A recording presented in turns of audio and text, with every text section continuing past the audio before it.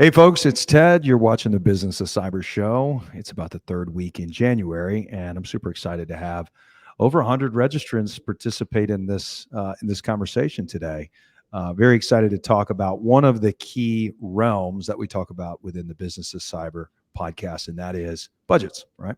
So if you recall, or if you're new to the show, first of all, thank you for joining wherever you're calling from across the globe. Um, the business of cyber was created based on a core belief system that there aren't enough resources within the cyber field for CISOs, OT directors, and IT directors to really maximize their overall roadmap. And so usually that comes down to a lack of budget, a lack of personnel, which includes time and energy for those personnel, as well as just general time resources. So the Business of Cyber show in 2024 is going to focus on those three areas. And today we're going to be talking about budgets.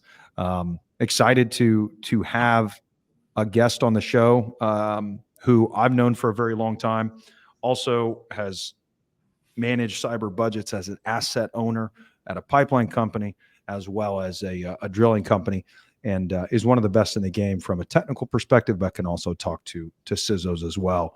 And that person is Cherise Esparza. Cherise, welcome to the show. Thanks for coming today and spending some time with me. Awesome. Thank you for having me. Pleasure to be here and be part of the audience and conversation. Yeah, absolutely. So for those of you who don't know, Cherise and I partner up, and we, about a better part of a decade ago, we had this thesis about how could we build a product company within the OT cyber realm that really maximized resources for folks. And so we've been on that journey for the better part of a decade together. How in the world did you not get on this show earlier? We're on episode 22. I haven't been invited. This is the first time I've been invited to participate in the conversation, although I've been an avid listener since last year. Very cool. Very cool. Well, without further ado, why don't you tell us a little bit about yourself, Cherise, and what I think the audience would want to know is we're about to talk about budgets. We're about to talk about, what it takes to manage and the deployment of a budget very effectively. Help us understand from a kind of a historical perspective, what are the different kind of companies you've been through, and where did you get kind of your feet on the ground in OT cyber? Yeah, so for the better part of 2 decades, yes, I'm dating myself here. I've spent my whole career in cybersecurity and specific to critical infrastructure, as you mentioned. And my career, I've had many roles as an engineer, roles as manager, directors, and responsible for budgets. And throughout those life cycles and that time in those different roles, I got to participate, be responsible for different aspects of budget cycling around execution of projects or the creation of the strategy to support those projects. And so obviously every company and procurement process and leadership team may have some nuances, but they pretty much follow a very similar cadence. And so hopefully today I can provide some of the lessons learned, some of the things that you may not anticipate through some personal use cases and experiences that I'm happy to share with today. Yeah. No, I think it's going to be awesome. And I think the deeper that you can go in stories towards the kind of the second half, there's a component here of what do you look for in a leader? What do you look for in a team? What do you look for in kind of your sister organizations like procurement? And we've got a couple slides on each of those, but it's generally just an open discussion. So I've always really liked your stories about your asset owner days, and I hope that the audience can get the same feeling. So looking forward to it. As we think about the overall agenda here, if this is the first time joining, just recognize any comments that you post within this chat or in LinkedIn. We actually can see them. So if you're okay with a question being posed to Cherise, go ahead and send it in the form of a comment, and I'll be able to see it on my end. And if I think it's applicable to the larger group, I'll be able to post it up. One of the things that we'll be talking about first is there might be some novices. There might be some early, juniors that are in the corporate world. They don't really know yet how to kind of plan that budget. Cherise, I've asked you to walk us through what it looks like from, mid-year to December, how to think about that. I think that sets a good foundation for a question about what do you look for in a team? What do you look for in a leader? What do you look for in your program?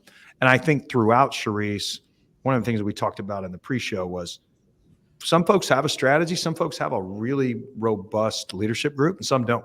And so if you could intertwine that, that'd be really good. And then go ahead. Yeah, and just to add to that, I think you're very being specific on the role that you play in this process will vary on the things that you can control or make recommendations around. So I'll make sure to comment on what perspective I'm speaking for. Yeah, I mean, I think folks walking away should be able to say, hey, I could use that one little nugget of maybe a mistake that you learned from, or maybe something that you did really well. That's my hope is that folks can walk away with. We've got about 100 registrants, but I think there should be 2,000 to 3,000 views within the first 10 days. Really exciting. Anything that I'm forgetting, Cherise, as we lay the foundation? No, but I'm sure I'll get on a soapbox and you'll have to pull me back in. Let's do it. Very cool. So jumping off here, what we've got is the team took your feedback and they said, look, this is some of the core tenets of a enterprise or commercial budget planning process.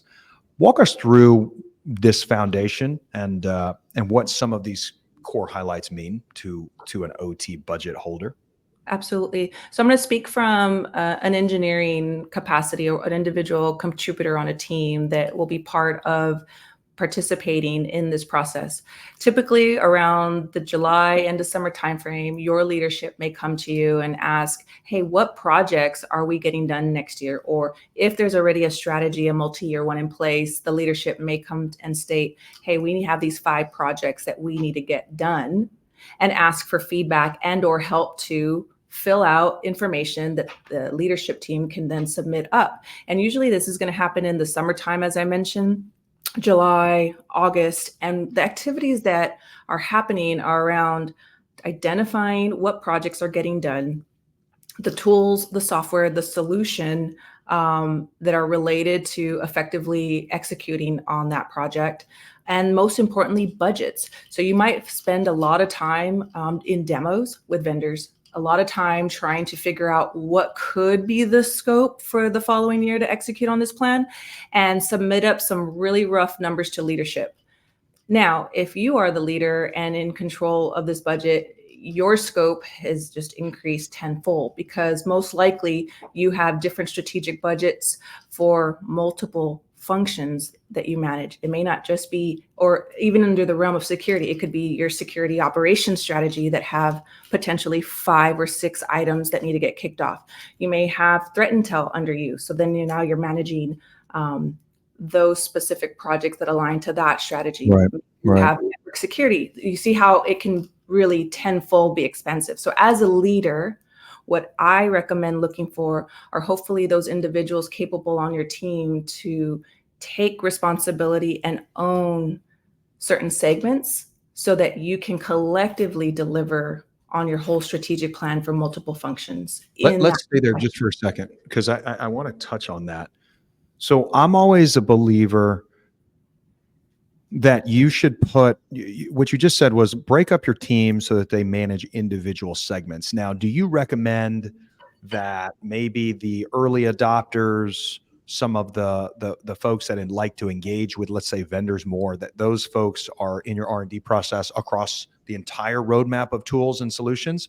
Or do you like to say, Johnny's going to manage this roadmap item, Sally's going to manage this road item, stem to stern? I've seen both work. What's your perspective on what's worked for you?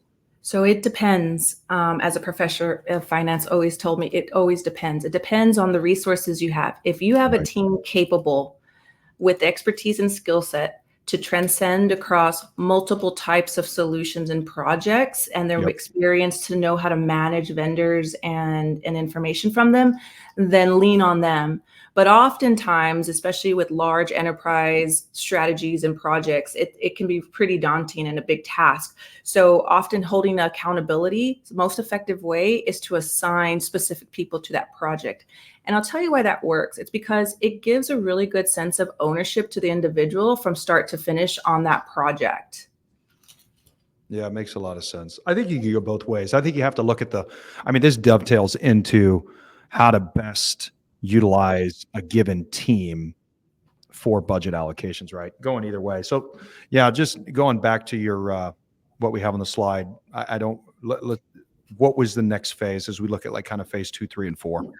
So typically after those rough budgets are submitted, and I'm talking like numbers and project titles, right? Maybe it has some loose information around that October to December timeframe. Once they've been submitted, leadership will be reviewing your requests alongside the whole company's requests or that whole department's requests. Right. And obviously prioritization reviews will happen. They'll be trying to, leadership will be trying to answer, what is going to be the ROI. So this is where champion and campaigning for your projects is really going to come into play to communicate your why. Why do we have to spend this much money? Does it tie back to a strategy? Is this something net new? Is there a risk that we're trying to thwart? And so be prepared to have many presentations ready to communicate some timelines, what your overall execution readiness might be. Because what's going to happen is these budgets will start to go through the approval process, and it almost can feel like a black hole. And you're kind of like doing the waiting game. But what I have found in my many vast roles as an individual contributor and a leader is how to best use your idle time. So what's idle time? Idle time is that waiting period where you don't really know what's going to happen. But I guarantee you, if you start participating in some element of rollout plans, really trying to understand what are the dependencies in this plan, you are going to set yourself up going into the new year for a rapid set of activities that you will be prepared for that we'll discuss in the second part. So what you're saying is, assuming all your budgets, I mean, different enterprises are on different budget cycles, right? But what you're saying is there's a period of time when you tell corporate how much you need to accomplish some business outcome and actually getting those resources. And you said, don't let that idly pass by. What are a couple examples of good usages of that time for a team, assuming they know they're probably going to get the budget or they've rank ordered it? How do you walk into that, that black hole you described? What are some things that folks can do? And how does that bridge to knowing that they're probably going to get that budget and it kicks them off really effectively in that next phase? What are some examples of that? So some examples is really going to come down to a business charter, a business plan. In different organizations, there's different terminologies, but essentially what you're working with is a business plan, which is ultimately what you're most likely, it's going to lend to your success in the long run. And I'll tell you why. Once money has been allocated and you get the green light starting in Q1 at some point, you don't know. You're like, yes, my money's been approved. I get to buy all this cool tech. But before they release that AFE to you, leadership wants confidence that there's a plan behind it to execute fully. And that plan could be created and crafted into a company charter or a business plan that has very specific tenets of who, what, why, people, time, and resources. Who's participating? Are there dependencies? Which you're going to pull that business plan in January anyway. Which you were going to pull forward. Absolutely. So you're just saying start your planning even though you don't have the budget in your hand, right? What about POCs? I mean, one of the things that I think I've recommended to folks to do, I've done this before, is, you do your work with the vendors on a certain control. You know that you're generally going to be, let's say, $200,000 for that control set. So you put that in your budget. Maybe you over it with an engineering factor like 1.2. So now you got 240 going in the budget. But then you start running your POCs all in this phase 2, this October through December. You communicate clearly with those vendors. Whoever wins this POC is not only going to get the win, but it's, what I've always stressed in the BOC is work with your vendors, force them, encourage them, drive them, hold them accountable to create the business plan or create the win for you. You bring up you bring up an excellent point in that lull period. POCs is an excellent opportunity to proof out a really larger scaled plan that you have going into the new year, so that you can test out the kinks. You can identify some of the codependencies that aren't very visible in the beginning. You can also start to normalize Right. and bridge that gap of information during that Sure. 3-month period. And I it allows you to establish a plan with the vendor as well. I think it's a good idea, but I don't think a lot of people. I think a lot of people wait for the clear green light to move forward with things. And I think that with the rapid pace of threats evolving, with the rapid pace of non-technical management saying, hey, where are we at with this? Where do we go with that? How are we going to use budget? I It's a think double-edged sword. everybody It's has almost to do it.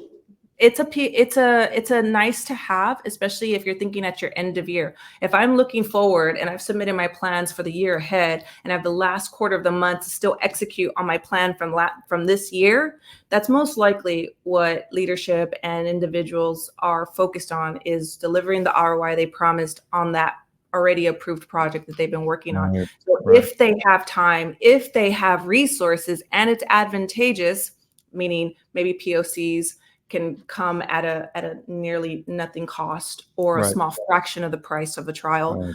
Yeah. Um, They have to fit in that time. Um, When you bring up a good point, I mean, you're still dealing with the previous year's rollout on a business plan that you probably wrote the year prior. Have you ever brought to your, as an asset owner, did you ever say, hey, look, 80% of our calendar space is going to be taken up on this year's rollouts and 20% is for planning next year? 50-50? Does it change? How do you help? How would you guide a CISO who knows that she needs to make a plan for next year, but she's already kind of overwhelmed with this year? You know, is it a zero-sum game? How do you help CISOs understand how to make that cut of time allocation in their calendars? Well, as a product officer, what always holds true for me is the build, buy, borrow approach. If I can't build it because I don't have my own internal resources, can I borrow it? API. If I can't borrow it, then I buy it from someone else. So the same philosophy could be used in a leadership role as a CISO of the build, buy, borrow. And that what I mean is, if you don't have a team or the team is already at capacity with returning the ROI in the last quarter, oftentimes lean on your vendors. Your vendors will bend over backwards to, one, get an opportunity to prove out their solution for the hopes of that next year's contract. They most likely have the skilled resources to lean on to help you find those efficiencies and the best way to test out and prove out those POCs when you don't have the resources.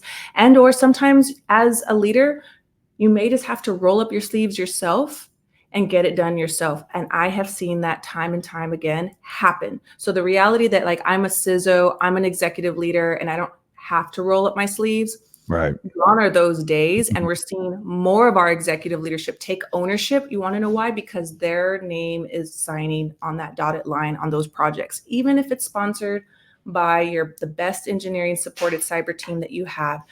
You as the executive leader is still responsible for the outcomes and the ROI. So oftentimes we are seeing, and I've been seeing this trend lately, even today and most recently, is that our executive teams are getting way more involved in the upfront part of new projects. Yeah. No, you bring up a good point, too. I think it's 2 episodes from now on the people side of BOC. We're going to be bringing in an asset owner to talk about what are the soft skills necessary to excel in cyber. And I think you bring up a good point. There's the element of grit that our leaders in the cyber community are implementing. There's a level of ownership and responsibility. I think we've seen a that's what- major shift just in the market with the latest breaches that have been happening in the past 5 years. Where does the ownership stop? I don't think that conversation is going to stop. I think that for critical sectors, it becomes even more challenging because you got all this ops budget, right? That brings up a good point. Let's talk about that. So you and I both work in critical sectors. You know, the CISO of today's critical sector asset owner has a tougher job than probably 5 years ago. Absolutely.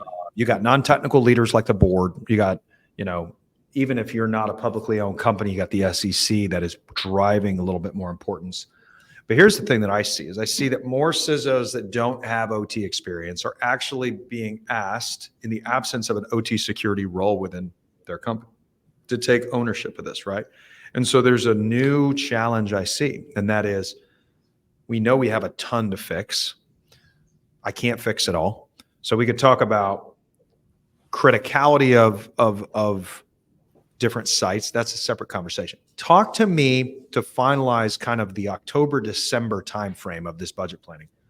If you had to rank order probably your top 3 kind of control closures or your top 3 family of controls products that you're going to roll out that take a far larger, immense business planning compared to maybe some of your lower hanging fruit that are easier, just from your experience, because I think a lot of people could benefit from that. Like, what are the ones that you think take the most business planning versus one that they may say, this one's easy, we can add that to the roadmap too, and work on that in that October to December timeframe?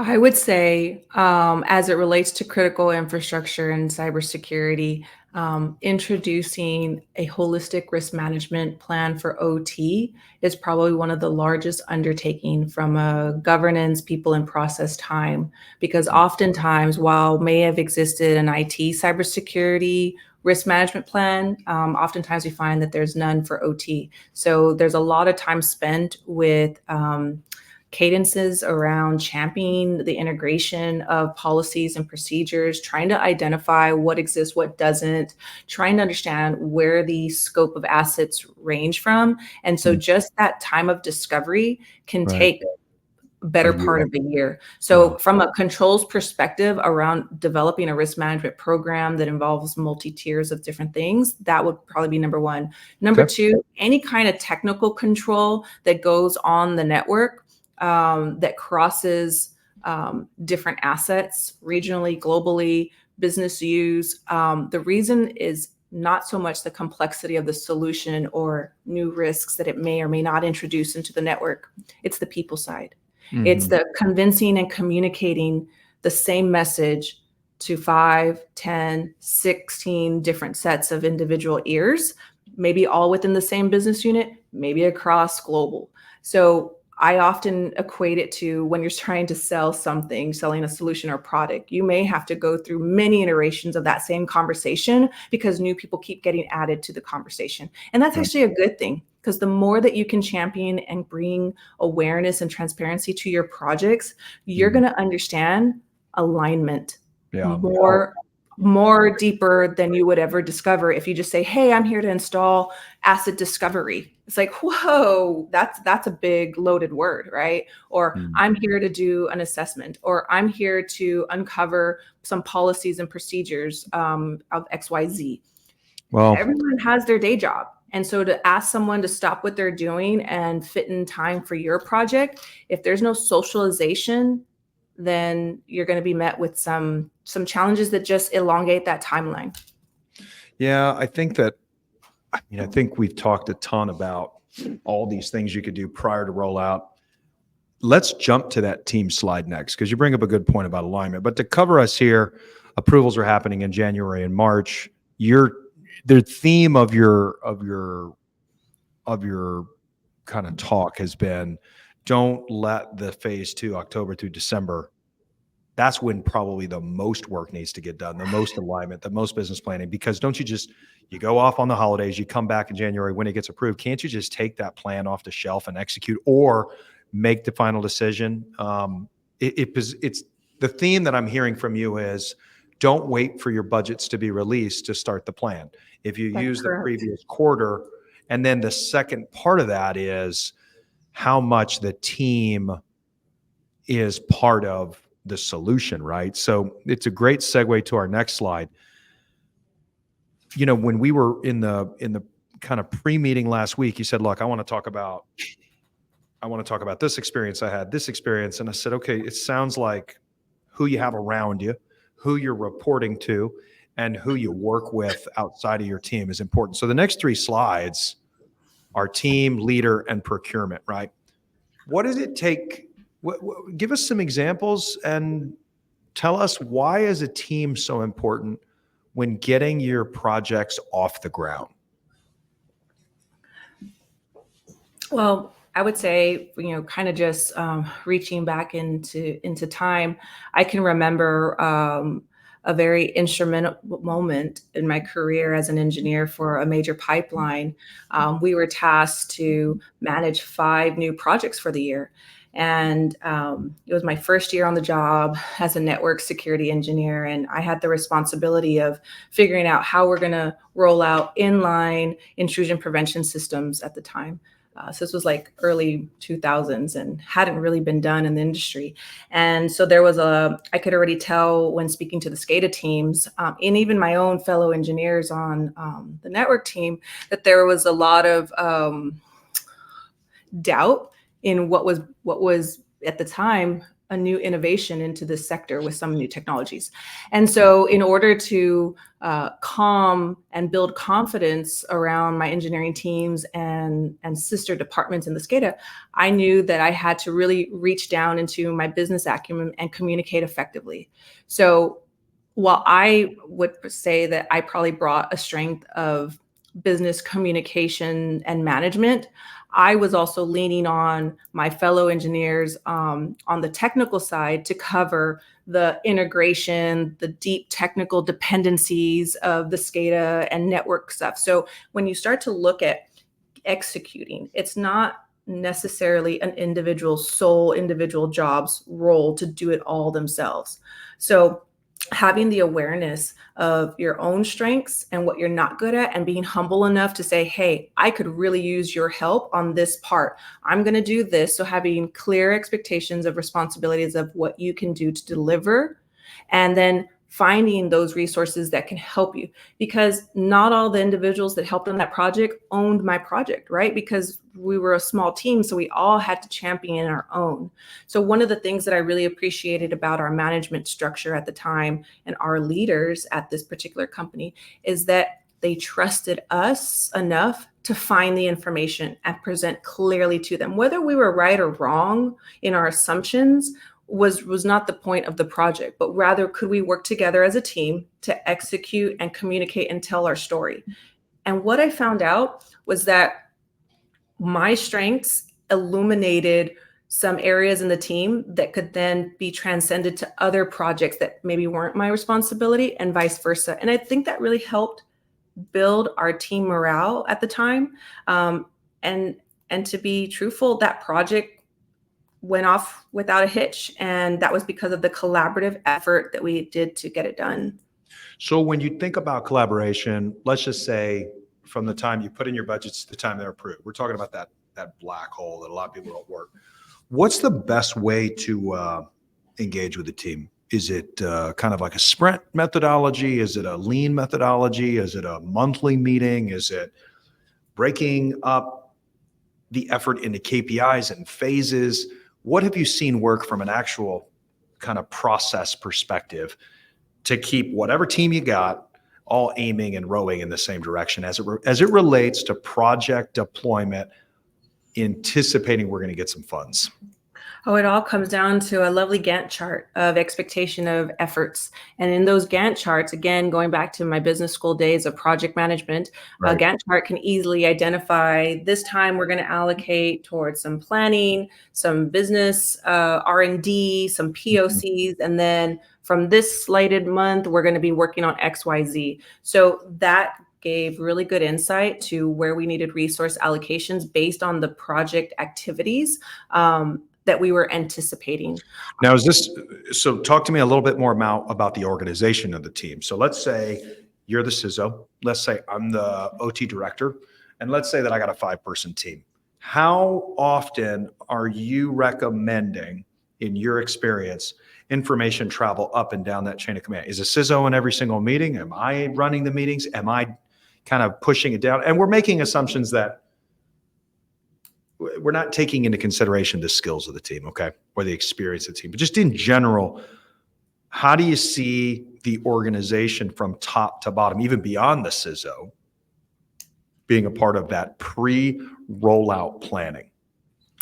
Well, as a leader of the organization, you're managing different departments and functions. Right. And so there's no way that the leadership can be in every tactical meeting, but rather be informed on major decisions. And I think it's most important for the executive team to be, if you had to bucket it into 3 phases, the beginning, the middle, and the end, and create check-in points and with whatever tools of communication that the organization has to best be effective, whether that's a monthly check-in, a quarterly check-in, and it just really depends on the resources that the leadership has.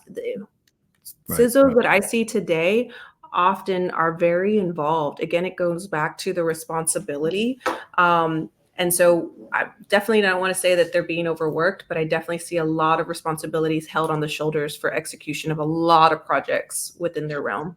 So before we transition to leader, which is super interesting, give me a story that somebody wouldn't normally know about you working with a team. Positive, negative, great, not so great. Give me something. Give me something that is interesting. I'd like to say that all my projects were peaches and roses, and that everything got funded and everything had a flawless execution, which most of my projects all did. But I will say that sometimes team dynamics can get a little rivalry, if you will, right? Especially if you have a lot of skilled, sharp engineers all vying for attention, just like children at home with their parents. And so one of the things that you would never think what would happen, but I think when you're starting your career and you're trying to make a name for yourself and you're working really hard and you're maybe bringing a new dynamic and skill to the team, you want to guard that, and you want to make sure that you have enough confidence to be able to speak up for yourself, to take credit where credit is due. One thing that happened early on in my career, I was working on a project, and because I had just come out of business school too, I was like, this is a great opportunity for a business plan. And all my fellow engineers were like, I don't have time for that. Sounds like a good idea. You were like the MBA student fresh out of school. You're like, hi, let's build a business plan. I know where that probably went. But go ahead. Exactly. I mean, at some point in your engineering career, and this is another topic, you're either going to stay on your technical path, or you're going to have to transition to management, where you have to really leverage some soft skills with your deep technical engineering. And so, yes, I have a nice little MBA plaque on my wall for that, and a hefty school bill, but still, I came in with a lot of bravado in terms of, I'm going to build this business plan for this project, even though I was the less senior to my team members on there. And unfortunately, when the project plan was done and created and we were ready to present, my senior, manager at the time printed out the business plan and omitted my name from it. Luckily, I caught it off the printer. And had enough confidence to ask, like, is this a mistake? Because I could have sworn I put my name on this document alongside yours, because you did collaborate on it. But make no doubt about, I think that early in your career, there will be opportunities for you to shine and take credit where credit's due. And then there's going to be sometimes you're going to be put in a position to defend your work. And so then there's nothing wrong with that. So it was a happy ending story, but it's definitely something that does happen when you're part of teams. Hopefully it doesn't happen to everybody, but that was definitely a story that shaped my awareness and how important people view their contributions to project work. There you have it. Fresh MBA coming up with a business plan, stolen off the printer. Okay. It's funny you bring it up, because I think a lot of younger folks want that recognition. I just feel the younger generations, they feed off of that. And I think there's this white beard mentality that we're dealing with in the OT market, where because that person maybe doesn't have a certain certification, because they haven't worn a hard hat for 10 years, because they haven't been in budget cycles, I think there's some apprehension to let some of the younger novices on the team move with it. And that's what you're describing. You're fresh, you're one of the younger folks on the team, but you've got this skill set. To me, it comes down to leadership. Your story is actually one of, if this guy you were reporting to took your name off of it, I guess, like, fundamentally, I guess I could see where he was coming from. but I don't know how the organization wins. I think the organization wins when you decentralize the risk management approach. And going back to your number one control that we talked about, if it's building a risk management strategy, decentralization of the understanding of that risk management strategy to make it holistic, I just feel like you gotta let people shine, right? So that's a good segue to our next slide, which is, what do you look for in a leader? And I don't just mean security leadership, right? When you're thinking about deploying your projects, let's not focus for this next iteration on the pre-planning. Let's just focus on, you got your budgets, and as you execute on that business plan, what are you looking for from leadership? What's some good examples of a good or bad kind of experience? And ultimately, like, what do you think that the asset owner world is challenged with there in this realm from now on? I would say, follow through. Mm, And I can talk about some specifics around that, because you got to remember, as a leader, so to an engineer, the project that they've been given that they're working on to roll out and execute is their baby. It's right. everything from start to finish. But as a leader, you may have 10 or 15 projects. Again, this goes back to the analogy of children with parents and vying for attention. So as an individual contributor engineer, what I'm looking for as into a leader is someone that has follow through, commitment, and integrity. And I know those are really three bucket words, but let me explain. When I mean follow through, if the leader says they're going to do something or follow up, those engineers are waiting for the outcomes of whatever those items were to be followed up on. And when information is lost in translation or not given, then that can dictate how their efforts and next moves on those projects go, good or Mm, bad. When it comes to integrity, if a leader says they're going to do something and they're going to prioritize, then you should expect your leader to follow through on those items. Now, there are things that come out of their control, but again, it goes back to effective communication of those individuals and with their team. You know, as a leader, it's really hard to balance being everything to everyone. right. And at the end of the day, there's so many hours and you only have so much time to get certain things done. And so as a leader, I look to my team to keep me on track and to keep me honest with the things that I've promised and or that I need to follow through on. So it's not an issue for my team members to come and, hey, Cherise, don't forget about XYZ. I know your plate's full, or having that situational awareness. And Right. really it comes back to effective communication. Makes sense. Makes sense. Do you have an example of a time when a leader wasn't able to come through, or maybe when they did and you weren't expecting it? Give me an example of, during rollout, how could this affect negatively a project if a leader doesn't come through or stick to what he said he was going to do? I think where I've been most disappointed with leadership has to do when, let's call it a POC, Right. when the outcomes are not favorable, when they're not getting the outcomes that they expected, they lose The team particularly or the leader?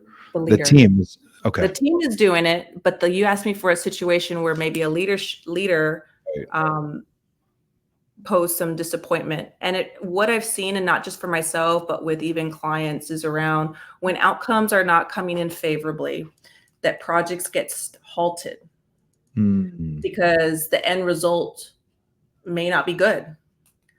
Or And it wasn't in line with their expectations, and so they just pulled the plug on the whole they thing. pull the plug on the whole thing, and then that project never gets stood up, followed through. I'll give you another time when I think leadership has fallen short, and it could be when the roadmap is too ambitious. Mm. Got funding, it's on the roadmap, it's been communicated, but resources don't properly get allocated. Therefore, the That's projects don't doesn't go. that squarely fall in the leader's realm? Because the leader would say, Absolutely. if the leader tries to do too much with too little, it's the team that gets impacted the most, right? It does, and that can be really a setback for an individual's career. Mm. It could be, it could be discouraging because ultimately people are in their jobs because they love what they do and they want to affect change. Right. And when they don't get the approvals to work on those projects that they've been working on and ready to go, it can be, a bit deflating, to be truthful. And it goes that way too with on other sides of this conversation. Well, this is our final, what do you look for? So we put procurement here, right? Because I think you got to partner with these folks all the time. But it doesn't just mean procurement. Maybe it's a safety department. Maybe it's physical security. Maybe it's operational folks that have to give you the green light to run some sort of POC, whether it's virtual or on site. What do you look for in these folks, and how can you kind of plan for that? I feel like the procurement team is one of the most underrated, overlooked department, but yet they are the true holders of the purse strings. And I think for starting off your career, my recommendation is go make friends with your procurement team. They need to know who you are. Whether or not you got projects in the queue or you're just freshly new hire, go shake hands. And I'm going to tell you why. Because when your projects that are approved come across their desk, you're one of hundreds of projects, hundreds of vendors, hundreds of contracts and services that they're going through. So building relationships with procurement will undoubtedly take you far and reduce your timeline for securing your funds and getting greenlit your project. As a leader, the same is held true. If you're a new leader in the organization, my first luncheon would be with the procurement team because I want to know who they are, where their focus areas are, and what I can do as a leader, as a champion of them to make their lives easier. Maybe I got to get trained up on their procurement process and system so that I can inform the vendor, here are 5 quick steps to get your contract uploaded and streamlined through it. Or there are other priorities, XYZ, right? It's planning, right? It's planning. I've always found, regardless of industry, right, the administrative component of getting a project off the ground, first of all, it's challenging if it's the first time you're doing it. That just makes it worse. Yeah. But I think that people put way too little focus on this, especially our early adopter players. They're so inundated with a tech or working with that vendor. I think the earlier you can get the procurement process started, the better, because I tell you where it positions savings of time and primarily in budget is the earlier that you get procurement involved, the more sound the teamwork is going to be with the vendor. Well, not only that, you can stick to your timeline. I mean, your timeline is great unless it's built in a vacuum.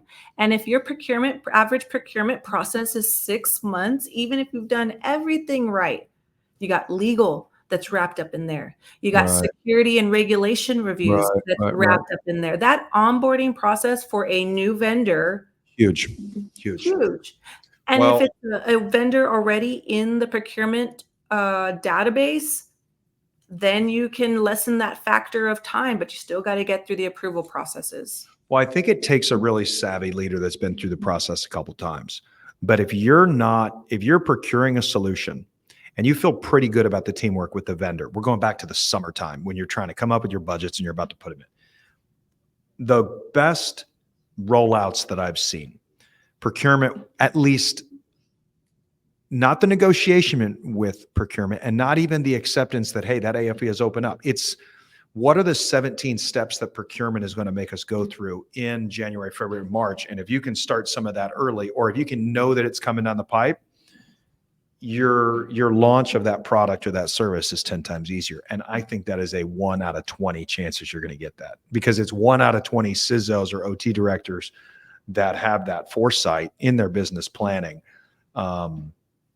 that see that as such a momentous foundation to getting the project kicked off. And I don't know about you, but I think the earlier you can push that conversation, not the approval, but the earlier you can push that process, the faster your budget cycle is going to be deployed into real true value. And to leaders that are apprehensive about bringing on a new vendor before contracts are inked or negotiated, you're not promising anything. And as long as you're transparent with the I vendors, agree. and you're going to start the process. And Yeah. I'll tell you why this is important. And this is really for the new vendors that are not in the system, because if they're already in the system, then they already jumped through all the loopholes and got all the regulatory requirements out of the way, or security. But Right. should a new vendor come short on a requirement driven by regulation and or internal requirements by the organization, you're going to want that vendor to have time to go and procure that extra insurance, Yeah. make sure that they have That's a good point. compliant, That's maybe a huge it point. takes time to get these things. So if Yeah. you're running a short deadline, one quick way to fall short on your execution timeline is not having enough time to prepare for the procurement process and onboarding of a new vendor, period. Well, and it's tied to security. Last point, because I really want to get to the business planning slide, but you're absolutely right.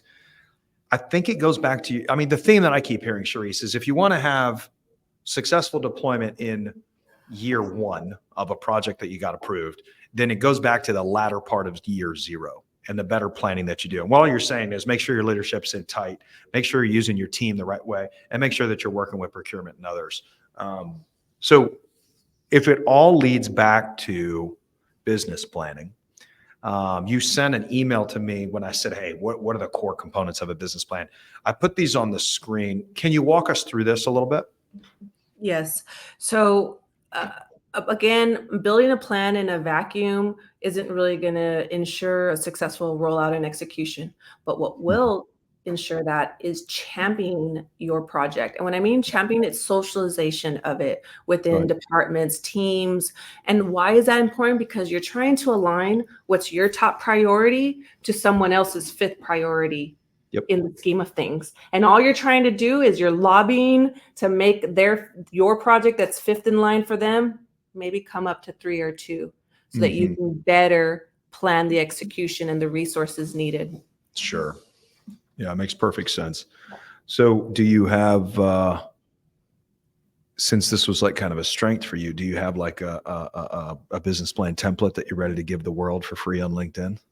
You know, I do actually have a pretty solid Stop it. business That was an plan. unplanned ass, ladies and gentlemen. I just I'd think like to most credit one people of my need to- former bosses. Yeah. Vitali really set the bar high when it came to execution of projects, because he required a lot of us in terms of training to standard, having the best charters so that they're impeccable. So yeah, I do have a pretty good one. Is that one of your leaders from your drilling days or your pipeline days? Pipeline days. Very cool. Yeah, very cool. Okay. Let's see. What do we got next? I think we cover this. We've covered throughout, right? Like there was one particular question that I asked you to cover, and that was, how do you answer the calling as a security team to somebody that says, hey, how's that going? How's that project rolling out? What about this? What about that? And you want to offer as soon as you can to elevate the importance of the project, the ROI, but you also want to manage your expectations, because ROI is not something in the cyber world that is always tangible or fast, right? So how would you guide folks throughout the planning or the execution process, specifically the latter part, the execution, when your boss is coming into the room and I'll give you an example. It doesn't particularly apply to this conversation, but the way I felt, I had just left Shell. I went and bought a chemical company, and my partner, who was a CEO, I was a COO, would walk into my office almost 2 times a day, from the first day I started to about the 6-month mark. You say, hey, what are sales? How are we doing this quarter? How are we doing this month? How are we doing this week? He would want to know it every day. And the feeling I got was, you got to let me go do my job a little bit before I can give you some results. Do you think the same is happening in cybersecurity in critical sectors right now? And how does somebody manage that? I think that there's this expectation of, once I turn on a technical control, Right. That it's either a plug and play, walk away, and it's going to give me Right. some instant gratification of results. But the truth of the matter is the good engineers, the ones that are really responsible for the integrity of those solutions, know that you have to normalize your behavior Mm. within the outputs that you're expecting. Right. And normalization can come in the form of leveraging the default configurations with those control sets and letting them run for a period of time so that you know what's normal in your environment. A lot of that can be tailored towards threat intelligence, any kind of IDS or intrusion prevention, or you know, non-active discovery type of information. So setting the expectation that, the first 30, 60 days is really going to be normalization information. But then what's really great about that is you can build your baseline. Just like with performing assessments for the first time, you want to build your baseline of what is normal to be expected, and then Right. build off of your expectations of what right should look like once that normalization period has ended. And so a lot of good tools and technologies will give you defaults that allow you to edit and customize based on your environment needs. And so that would be my best advice, is always put in that default normalization period. Right. And that's success. So when you're looking at Q4 for your rollout and what the ROI is normalization period, because that's pretty much probably a 3-month period that you actually have to turn it on and deploy after you spent 6 months in planning, vendor Well, and if negotiations, you can, legal. if you can deploy Exactly. some resources towards it, and I don't just mean budget, I actually mean time more than anything, and people. I mean, why can't you start normalizing some of those highly technical network-oriented solutions earlier or late in Q4 in anticipation that whichever is driving the most ROI, you end up executing on with that budget, Cherise, thank you for your time today. I'm excited to, I think we hit the mark here. I think that there's a lot of people that are struggling with a big roadmap, overzealous leaders. Saw a lot of comments when you started talking about, the vendor onboarding process or working with leaders who do what they say. We I could think, spend a whole BOC talking about procurement and vendor onboarding processes, as well, there's maybe so we do many that. scenarios. Well, I think it dovetails into process, which I think, this whole theory of time, where there's just not enough time in the normal work week and work. How do you shorten that? So yeah, I'll take you up on that. Maybe find some procurement leaders to do that. But I think we hit the mark. I think the Business of Cyber audience wanted to learn a little bit about, from an asset owner's perspective, how do you make sure that your projects kick off well? And the theme that I was kind of expecting, but you doubled down on it even more, is business planning. We'll be looking out for a free resource soon by you, MBA stamped. And then just thanks for being on the show. How can people get a hold of you? And what kind of engagements and collaborations are you looking for in 2024 to close us out? Absolutely. Well, you can expect more activity from me on my LinkedIn profile, as well as following me along for my weekly Tea Time with C, where I talk about career advice, entrepreneurship, and technical SME stuff as it relates to industrial cybersecurity. Okay, cool. Well, Cherise, I really appreciate you joining the show. And it's been a pleasure having you. Ladies and gentlemen, the next Business of Cyber is on the January 30th. Every Tuesday, 10 Central, hold me to it. We'll be talking about how to maximize your people and your team, how to maximize your budget and your limited resources, and how to maximize time. By doing that the next week, we're going to be talking about maintaining data integrity across your different assessments. There's tons of different frameworks. There's thousands of controls. There's so many different things you could assess, audit, or gap assess yourself to. How do you maintain data integrity in a critical sector where you've got tons of different facilities, all with a different level of criticality? Some of these facilities speak in different languages, different OEM stacks, different models, different firewall settings in different locations. And then we add in the fact that everybody's acquiring right now and nobody knows who has what. That's what we're going to be talking about next week. Join us. It is always a pleasure seeing your comments, seeing your likes. Share this if you thought it was valuable. My name is Ted. This is a Business of Cyber show, and go have a great week. Thanks, Cherise.